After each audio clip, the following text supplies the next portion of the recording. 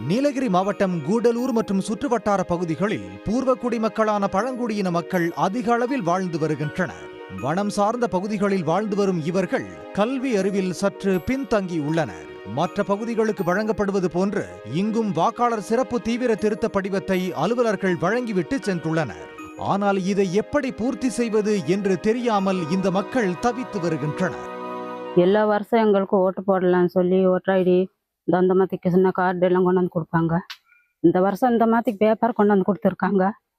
அது என்னத்தான் எழுதணும் எத்தான் எழுதணும் எங்களுக்கு தெரியாது. தாத்தா பாட்டி பேரெல்லாம் கேட்குறாங்க, அதெல்லாம் எங்களுக்கு தெரியாது. அதை நாங்கள் எப்படி எழுதுவோம்? இந்த மாத்திக்கு கொடுத்துட்டு போனால் எங்கள் ஓட்டும் போயிடும், எல்லாமே போயிடும். எங்களுக்கு ஒன்றும் தெரியாது. அப்படித்தான் இந்த எதே பண்ணனா தெரியாமல் நாங்கள் வச்சுக்கிட்டு இருக்கோம். விண்ணப்பத்தில் கேட்கப்படும் சில ஆவணங்கள் இல்லாததால் இந்த முறை தங்களால் வாக்களிக்க முடியாதோ என்று கவலையில் ஆழ்ந்துள்ளனர் இந்த மக்கள். இந்த நாள் இந்த மாதிரி ஓட்டு போடணும் அப்படின்னு லிஸ்ட் கொடுத்துட்டு போனாங்க. ஃபர்ஸ்ட் கொடுத்தது வேற மாதிரி இருந்துச்சு, இப்போ புதுசா இருக்கு. இதுல நம்ம அப்பா அம்மா ஓட்டு ஐடி அப்புறம் முந்தைய ஓட்டு நம்ம பண்ண அந்த லிஸ்ட் எல்லாமே எழுதணும் அப்படின்னு சொல்றாங்க. ஆனா இது எங்களுக்கு என்ன பண்றதுன்னு தெரியல. அவங்களே ஃபில் பண்ணி வாங்கிட்டு போனா நல்லா இருக்கும். அப்படி இல்லைன்னா எங்க ஓட்டு ஏதாவது பாதிக்கப்படும் அப்படின்னு எங்களுக்கு தோணுது. அதனால நாங்க இந்த ஃபார்ம் அப்படியே தான் வச்சிருக்கோம்.